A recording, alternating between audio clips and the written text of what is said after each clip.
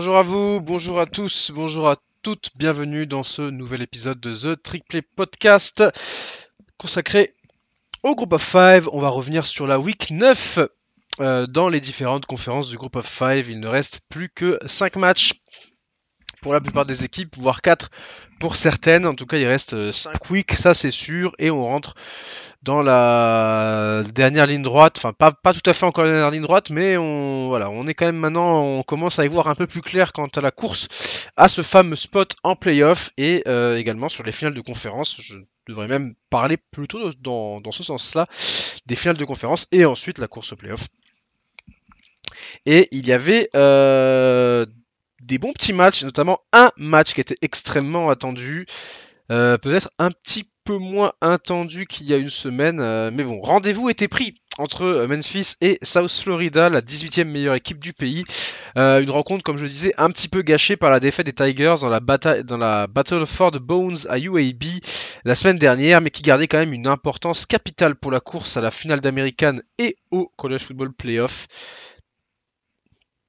Une rencontre qui a été remportée par Memphis 34-31 dans un match à deux visages, clairement, avec un South Florida plutôt dominant sur les 3 premiers quarts-temps, mais qui s'est complètement écroulé sur le dernier et qui a permis aux Tigers de revenir. Le match avait mal commencé pour South Florida avec une interception dès le premier drive de Byron Brown, suivi d'un touchdown de Memphis, mais derrière South Florida va répondre et va prendre les devants. 3 touchdowns dont une course de 44 yards de Byron Brown vont permettre à South Florida de mener 21-7 alors qu'il restait 4 minutes dans le deuxième quart-temps. Memphis va répondre avec un touchdown de Braham Jr. sur une passe de Brandon Lewis. Mais on ne s'arrête pas là puisque South Florida va mener un joli drive en 50 secondes pour un field goal, 24-14, une première mi-temps à l'avantage des Bulls, avec plusieurs 3 and out forcés par leur défense. On se disait alors à la fin de cette première mi-temps que les Bulls avaient mal démarré avec un touchdown, mais avaient bien répondu, avaient vraiment stopper l'attaque de Memphis et sembler se diriger vers une victoire assez convaincante, mais et on pensait que encore plus cela à la fin du troisième quart-temps, un troisième quart-temps qui n'a vu que 4 drives du côté de Memphis. Un drive qui se termine sur un field goal et un autre qui se termine avec un field goal raté. Du côté de South Florida, on a eu un turnover on downs sur les 7 de Memphis. 4ème et 3 tentés sur les 7. South Florida qui n'a pas pris les points à ce moment-là et qui voit une incomplète de Brown pour Neptune. Derrière, Memphis rate un field goal après un drive de 10 jeux et 5 minutes 37. Et c'est alors que South Florida, alors qu'il y avait 24-17, et que Memphis semblait quand même être un petit peu, en tout cas, réussir à maintenir South Florida, et bien South Florida qui marque sur une course de Sam Franklin de 74 yards. Sam Franklin qui le running back 2 de cette équipe de South Florida qui je dis même running back 2, mais je crois que c'est même le running back 1. Ouais, enfin en même temps le running back 1 c'est plutôt Byron Brown, on va être quand même très, très clair. Ouais, donc Sam Franklin qui part pour un dive au centre, qui a rebondi sur la O-line, il y a une grosse mêlée et qui derrière arrive à sortir sur le côté droit. Et là, comme les safeties sont montés pour défendre sur la course, et bien Sam Franklin qui les règle à la course et qui marque un touchdown de 73 yards. À ce moment-là, il y a 14 points d'avance pour USF, il reste plus qu'un quart-temps et on se dit que les Bulls viennent mettre un coup sur la tête aux Tigers, mais Memphis va réaliser un dernier quart-temps parfait avec 2 touchdowns et un field goal en attaque, des drives efficaces et une attaque retrouvée avec notamment un Brandon Lewis qui connecte mieux à la passe et qui va également chercher des courses clutch dans le match. Braham Jr., qui était le héros malheureux de la défaite contre UAB, qui avait attrapé la balle de la victoire mais qui n'avait aucun de ses 2 pieds dans la end zone, va cette fois-ci marquer le touchdown de la victoire, en tout cas le touchdown pour repasser devant à 1 minute de la fin du match. Braham Jr. qui catch la balle avec un pied dans la end zone, voilà, même presque la même situation que pour l'emporter face au UAB, mais cette fois-ci, il réussit à garder un pied dans la end zone au moment du catch, ce qui va permettre donc à Memphis de repasser devant, et les Tigers qui vont la jouer agressive avec une two-point conversion pour mettre leur adversaire à 3 points d'écart qui passe. On a donc un score de 34-31, USF qui va avoir un dernier drive pour l'emporter. Il reste alors 1 minute 07 à jouer dans la clock. Et South Florida va réussir à mettre son kicker Grammatica en position de field goal. Malheureusement, l'avant-dernier jeu va être un holding alors que Byron Brown a été arrivé sur les 24 de Memphis. Malheureusement, un holding de South Florida va les faire reculer de 10 yards et va les obliger... Même pas, pardon, excusez-moi, c'est une passe incomplète de Byron Brown. Et derrière, il y a un holding qui les fait reculer donc de 10 yards. Donc au lieu de taper depuis les 24 de Memphis, on tape des 34. Ce qui fait qu'au lieu de tenter un 42 yards, on tente un 52 yards pour Grammatica. Et Grammatica qui va rater le field goal. Un holding qui va peut-être coûter cher pour la suite de la saison de South Florida. Alors ils n'auraient pas gagné le match, mais ils seraient allés en overtime. En tout cas, voilà, Memphis qui l'emporte dans le main event du Group of 5 de cette semaine avec un vrai comeback dans le dernier quart-temps.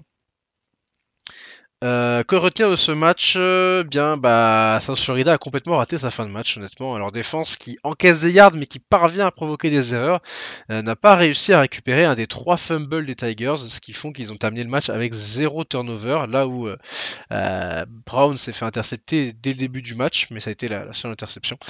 Brown et son attaque ont complètement disparu honnêtement dans le dernier quart-temps parce que mis à part en fait ce dernier drive où ils vont aller chercher le field goal, les deux autres drives c'est 26 et 22 yards, alors que de l'autre côté Memphis a eu 3 drives et a scoré à 3 reprises pour marquer 17 points et à chaque fois est au-dessus des 70 yards dans ces drives. Donc, et c'est aussi parce que Brennan Lewis s'est vraiment magnifié, hein. Il a trouvé des actions dans les airs mais aussi avec ses jambes, notamment pour convertir une quatrième. Les Bulls ont produit 100 yards de plus, hein, mais les 2 échecs en quatrième ont pesé, puisque les Bulls ont été stoppés 2 fois en quatrième, une fois dans le 3e quart-temps et une fois au début du 2e quart-temps.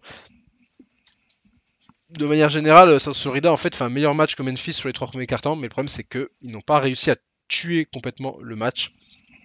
Et derrière, Memphis qui a fait ce qu'il fallait dans le dernier quart-temps. Belle connexion entre Brennan Lewis et ses 2 receveurs, Jamari Hawkins et Cortez Braham Jr. Braham Jr. qui marque 2 touchdowns. On a aussi un bon petit jeu à la course, pas incroyable du côté de Memphis, mais qui s'est quand même réveillé sur la fin de match notamment, alors que du côté de South Florida, on tutoie les 300 yards à la course au total, avec Brown qui fait encore un très très gros match. Mais voilà, globalement, je dirais que c'est vraiment le fait, ces 3 fumbles, hein, Lewis, Smith et Rousseau Jr. qui ont fumble tous les 3, mais malheureusement, South Florida n'a pas réussi à recouvrir, et s'ils avaient réussi à en recouvrir un des 3, peut-être que le match aurait été différent, mais voilà, on peut vraiment se dire que les Bulls ont raté l'occasion parce qu'ils étaient devant, et que Memphis sauve vraiment sa saison, puisqu'il relance complètement la course au College Football Playoff dans le Group of 5, puisqu'ils relancent aussi la course, enfin, en tout cas, ils ne sont pas out de la course à la finale en American. Voilà pour ce match, qui est un match plaisant, honnêtement. On a vraiment cru que South Florida allait prendre le large, mais finalement Memphis a montré une vraie bonne réaction. Les autres résultats dans l'American, Navy continue sa très bonne saison, 7-0, 5-0 en American pour les Midshipmen, victoire 42-32 face à Florida Atlantic, ce qui fait que Navy a battu les 3 hiboux de l'American, hein, les 3 hiboux, donc Temple, Florida Atlantic et Rice, hein, qui sont les 3 équipes appelées les Howls, les hiboux. Navy qui a fait un petit graphique assez rigolo là-dessus, où on voit une chèvre qui est en train de manger 3 cadavres de hibou, bref.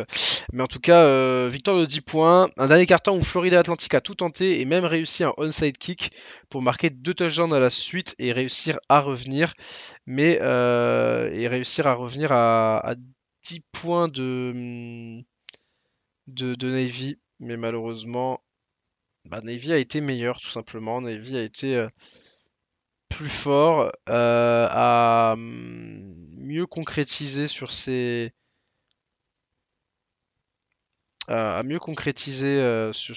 actions.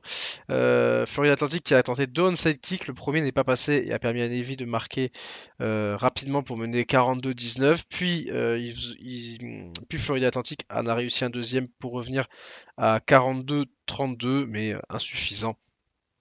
Navy a vraiment dominé le match, s'est pas fait reprendre, a réussi à être devant même dans le dernier quart-temps malgré les 19 points marqués par Florida Atlantic.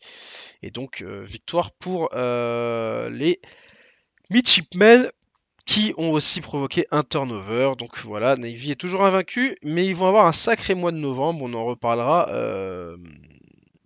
bientôt. On peut en parler même maintenant en fait, parce que Navy va se déplacer à North Texas, puis à Notre-Dame avant de recevoir South Florida, puis terminera sur un déplacement à Memphis avant le match contre Army, mais ce sera après la finale de conférence.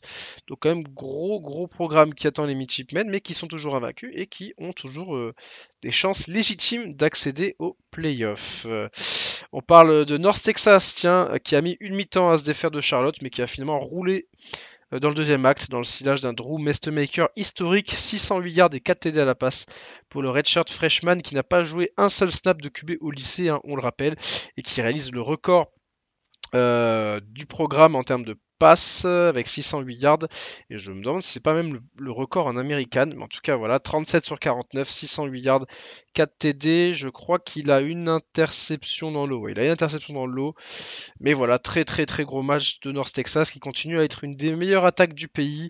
Et le coach Eric Morris qui est toujours à l'œuvre, hein, un véritable magicien qui permet à North Texas d'être toujours dans le coup et de toujours espérer y croire pour une finale de conférence. Et dans les receveurs qui ont profité de ce très gros match de Mestemaker, on a notamment Wyatt Young, Dorner et Sides qui ont dépassé chacun les 100 yards. Voilà pour l'américaine. On peut aussi noter la victoire de Rice 37-34 face à Yukon en prolongation. Et enfin Temple qui continue sa belle petite saison. 5-3 n'est plus qu'à un match du bowl. Victoire 38-37 en overtime. Tulsa qui a tenté la conversion à 2 points si je ne dis pas de bêtises, mais qui l'a raté. Et qui permet donc à Temple d'emporter son 5e match de la saison et 3 en American. Temple est en embuscade pour accéder à la finale de conférence de l'American. On va passer maintenant à la Pac-12. Pac-12 avec un match contre la MAC avec Washington State qui accueillait Toledo. Match où l'essentiel de l'action s'est passé dans le deuxième quart-temps avec un 21-7 pour les Cougars qui marqueront ensuite un touchdown en fin de match pour alourdir la marque. Malgré une grosse activité à la passe de Tucker Gleason qui a lancé 41 fois pour 238 yards et un touchdown, mais également une interception. Toledo qui perd donc 28-7 face à Washington State. Les deux équipes sont désormais en 4-4.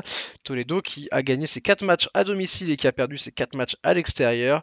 Voilà pour les Rockets. Match sans incidence pour eux, pour la MAC, puisque c'était un match hors conférence. Et pour Washington, une bonne victoire avant le match aller à Oregon State. La semaine prochaine pour le compte de la Pac-12, puisque la finale de la Pac-12 entre les deux équipes se jouera en 2 matchs, avec un match à Oregon State au début du mois de novembre et le match retour à Pullman, donc pour Washington State fin novembre. Une équipe qui a perdu contre Washington State en Mountain West, mais qui impressionne avec la deuxième meilleure défense du pays en termes de points encaissés, à peu près 10 points par match.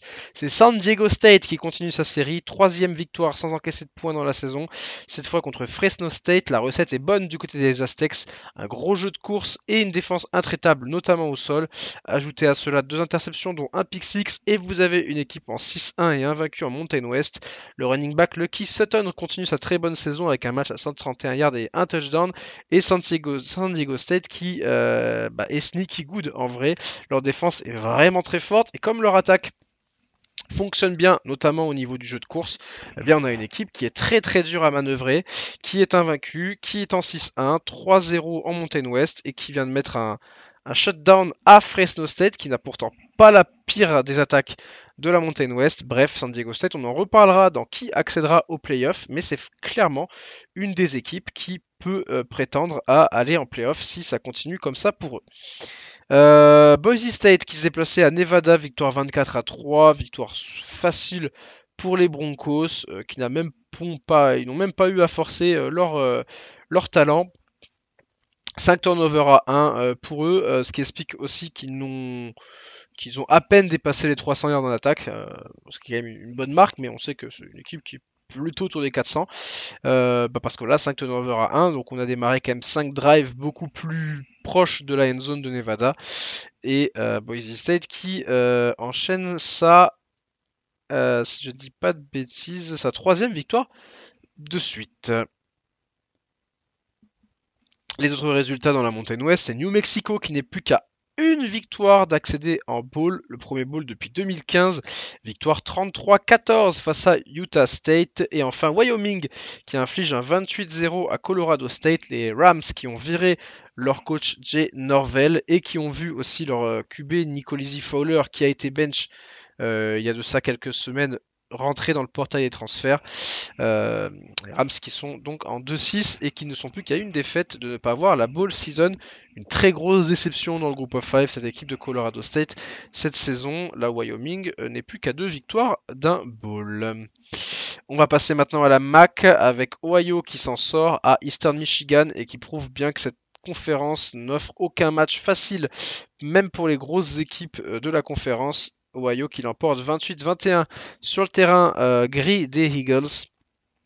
Parker Navarro n'a pas rendu sa meilleure copie avec 2 interceptions dans le deuxième quart-temps, mais qui s'est bien repris ensuite. 2 hommes ont brillé du côté de l'attaque d'Ohio. Sie Bangura, le running back, a marqué 2 touchdowns avec 100 yards au sol, et le receveur Chase Hendricks a fait 110 yards et 2 touchdowns à la réception. En face, le duo Noah Kim, Nick Devereaux a tout tenté, mais tombe avec les honneurs. Le contrôle de la cloque est allé en faveur d'Ohio, qui a bien fermé la boutique dans le dernier quart-temps. Autre favori pour la finale, Miami-Ohio l'a emporté dans le match entre invaincus en MAC face à Western Michigan. Les deux équipes n'avaient pas encore perdu dans la conférence. Et c'était Western Michigan qui s'est déplacé sur le terrain des Red Hawks. Des Red Hawks qui ont été pas mal bousculés honnêtement dans ce match-là, mais qui ont réalisé un très gros de dernier quart-temps, un peu à la manière de Memphis, avec un 17-0 également pour l'emporter 26-17. Western Michigan qui pensait avoir fait le plus dur, notamment dans le deuxième quart-temps, mais qui finalement échoue avec 2 TD et un field goal dans le dernier quart-temps, ainsi qu'un fumble recouvert et un stop dans le 4e down. Cela a permis aux Red Hawks de l'emporter dans un match où le quarterback de Miami Ohio a lancé pour 260 yards et un touchdown. Voilà pour Miami Ohio qui enchaîne sa 5e victoire de suite. Ils avaient démarré en 0-3 et depuis qu'ils ont commencé les matchs de conférence, ils sont invincibles. Miami Ohio qui est donc le dernier invaincu dans la conférence, car Buffalo s'est fait surprendre par Akron dans un match défensif. Le 14-0 des Zips dans le 3e quart-temps a été fatal pour les Bulls. Victoire 24-16 pour Akron, ce qui est une petite surprise. Akron qui est en 3-6 et qui n'a déjà plus que 3 matchs à jouer. Je m'en rends compte, ils ont plus que 3 matchs à jouer. Akron, ouais, j'imagine qu'ils sont... Ah oui, Akron qui finira sa saison le 19 novembre. Qui ne fera même pas de match pendant la Thanksgiving Week. D'accord, je savais même pas qu'il y avait des équipes qui finiraient aussitôt, mais qui peut encore espérer aller en bowl. Ils joueront UMass, Kent State et Bowling Green, donc pourquoi pas du côté d'Akron qui remporte une belle victoire sur le terrain de Buffalo. Les autres résultats, eh bien Kent State, et oui Kent State les amis, remporte son 3e match de la saison, victoire 24-21 sur le terrain face à Bowling Green, pardon. Et grâce à un homme, encore une fois, l'homme décisif dans les 3 victoires de Kent State, Darialist Clark, le receveur, enfin surtout le returner, a lancé le touchdown de la victoire sur un trick play. En fait, il part pour faire une jet sweep et derrière il y a un receveur qui est sur la droite qui s'échappe. La défense se focus sur Clark qui lance ensuite à son receveur qui n'est autre que, je vais vous dire ça tout de suite, pour Wayne Harris, et Wayne Harris qui marque le touchdown. Voilà, Kent State qui l'emporte 24-21 face à Bowling Green. 3e victoire de la saison pour les Golden Flashes. Et le coach intérimaire Mark Carney qui va peut-être garder le poste parce qu'honnêtement, 3 victoires pour Kent State, 3-5. Un bowl est-il possible pour les Golden Flash? Pourquoi pas? Pourquoi pas quand on voit les matchs, ça... Pourquoi pas? Ça va être compliqué, mais cette équipe surprend quand même, donc why not? Mais en tout cas, 3 victoires, voilà. Ils ont largement dépassé ils ont triplé leur total de victoires depuis 2 ans, hein, puisqu'ils avaient une victoire en 2023 et 0 en 2024. Ils ont triplé leur total de victoires. Je vais faire cette blague à chaque nouvelle victoire. Voilà pour la MAC. Les autres résultats avec Northern Illinois qui l'emporte 21-7 face à Ball State et Central Michigan qui l'emporte 38-13 face à UMass. En Sunbelt, Old Dominion retrouve le chemin de la victoire face à App State, malgré une fin de match qui aurait pu tourner au fiasco. Hein, ils menaient 24-7 et ils avaient stoppé les Mountaineers au début du dernier quart-temps. Mais ils se sont fait intercepter, puis ils ont raté un field goal pendant qu'App State est parvenu à marquer 2 touchdowns entre temps. Mais finalement, ils ont pu récupérer l'onside kick et l'emporter 24-21 pour Old Dominion qui n'a pas fait le meilleur match, mais qui retrouve la victoire après 2 défaites de suite. 2 défaites qui, malheureusement, les écartent quasiment de la pratiquement, même c'est sûr, de la course au playoff. Les Trojans continuent d'impressionner Orson Belt avec une 6e victoire et une qualification en bowl. Gros match de la défense avec 3 turnovers qui ont permis aux Trojans de l'emporter malgré un lunch Winfield du côté de Louisiana qui a été très actif mais un peu esselé. Et enfin, une autre équipe qui surprend, c'est Southern Miss qui est toujours invaincu en Sunbelt. Et honnêtement, le turnover suite à l'arrivée de Charlie Huff qui est arrivé de Marshall est impressionnant. L'équipe était en 1-11 l'an dernier. Ils sont désormais en 6-2 et ils sont portés par le duo Braxton Chapman qui viennent eux aussi de Marshall. Le quarterback et le receveur ont permis aux Golden Eagles de rouler sur UL Monroe qui repart sur le même scénario que l'an dernier avec un écroulement total sur la 2e moitié de saison. Rappelez-vous, l'année dernière, ils étaient à 5 victoires et ont tout perdu, ratant l'occasion de revenir en bowl. Là, ils sont en 3-5 et ils enchaînent également les défaites malgré un démarrage en 3-1. C'est leur 4e défaite de suite pour UL Monroe. Les autres résultats avec South Alabama qui l'emporte face à Georgia State et Arkansas State qui l'emporte à Georgia Southern. On va terminer avec la conférence USA et Western Kentucky qui s'en sort en overtime face à Louisiana Tech et qui reste dans le coup en USA. Pour le premier start de Teasdale Jr. Suite à la blessure de McIvor, les Hilltoppers ont fait la course en tête mais ont vu les Bulldogs revenir à la toute fin de match sur un field goal. Les deux équipes auront même chacune un dernier field goal pour forcer la décision, mais les deux ont été ratés, alors que les deux kickers n'avaient jamais raté dans leur carrière en 4e quart-temps avant qu'ils ratent chacun leur tour en fin de match. Direction la prolongation avec une conversion à 2 points pleine d'autorité pour Western Kentucky après leur touchdown. Western Kentucky qui réussit là où Tulsa a raté face à Temple. Et donc Western Kentucky qui l'emporte à l'extérieur et qui reste en vie dans la conférence USA pour accéder à la finale. Une 2e défaite aurait vraiment été presque éliminatoire. C'est le cas par exemple pour Louisiana Tech qui eux sont à 2 défaites et je dis pas qu'ils peuvent dire adieu à la finale de conférence mais presque. Les autres matchs avec Kennesaw State qui l'emporte à Florida International, Delaware qui l'emporte face à Middle Tennessee et Missouri State qui l'emporte face à New Mexico State. Les 3 équipes qui étaient en FCS, toutes les 3 en 2023, Kennesaw State qui arrivait l'année dernière et Delaware et Missouri State qui sont arrivés cette année, l'ont emporté et les 3 sont en positif et Kennesaw State c'est encore mieux, ils sont invaincus en conférence USA. Voilà pour les résultats dans les différentes conférences du Group of 5. Je vais maintenant vous dire un petit peu comment je vois la situation pour qui va aller en playoff. Avec sa défaite, South Florida descend dans la hiérarchie et Memphis remonte. Le contrôle de la situation est désormais entre les mains de Tulane et Navy, qui sont les 2 premiers de mon classement. Je mets une astérisque sur Navy parce qu'ils vont avoir un mois de novembre dantesque avec Je vais en parler vite fait pour Navy, puisque Navy va se déplacer à North Texas la semaine prochaine. Ensuite, ce sera un déplacement à Notre-Dame, puis... hop, pardon. Ce sera donc déplacement à North Texas, déplacement à Notre-Dame, réception de South Florida, déplacement à Memphis, puis le match face à Army à la mi-décembre, mais qui ne comptera pas de toute façon et pour la conférence et pour aller au playoff. Mais Navy est deuxième pour moi. Tulane est numéro 1 du G5 actuellement. Je mets Memphis en numéro 3 qui remonte après cette victoire face à South Florida. South Florida, je les mets du coup quatrième. Ils sont pas encore sortis de l'équation tant qu'ils peuvent gagner la conférence et c'est un peu la même chose pour Memphis. Après, je mets les deux équipes de Mountain West. Je mets Boise State et San Diego State. Boise State continue à impressionner, continue à montrer qu'ils sont la meilleure équipe de la Mountain West, mais San Diego State, franchement leur défense est très impressionnante, ils sont invaincus en Mountain West également, et surtout il va y avoir un match entre les deux équipes puisqu'il y aura un Boise State qui se déplacera à San Diego State à la mi-novembre. Je descends North Texas d'un cran, mais c'est plus parce que j'ai monté San Diego State qu'autre chose. Mais l'équipe reste dans le coup jusqu'à la prochaine défaite avec un gros match à venir contre Navy. Ensuite, James Madison est en embuscade et puis vraiment un cran en dessous pour clôturer mon top 10. On retrouve UNLV et East Carolina. East Carolina qui est plus une wildcard qu'autre chose.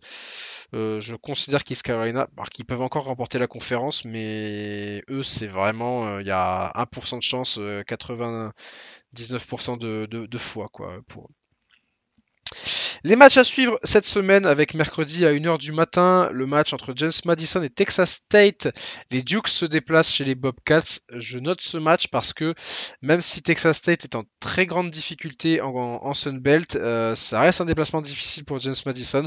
C'est peut-être le match que James Madison va perdre et qui va les éliminer de la course au playoff. Donc si vous avez rien à faire dans la nuit de mardi à mercredi, c'est un petit match sympa à suivre. Vendredi à minuit 30, Tulane qui se déplace à UTSA, c'est plus ou moins le même scénario que pour James Madison. Tulane qui se déplace aussi dans le Texas, Tulane qui domine en américaine, qui est invaincu, qui se déplace chez une équipe de UTSA qui déçoit pour l'instant, mais voilà, déplacement pas forcément facile. Et match qui peut être très intéressant là aussi dans la nuit de jeudi à vendredi.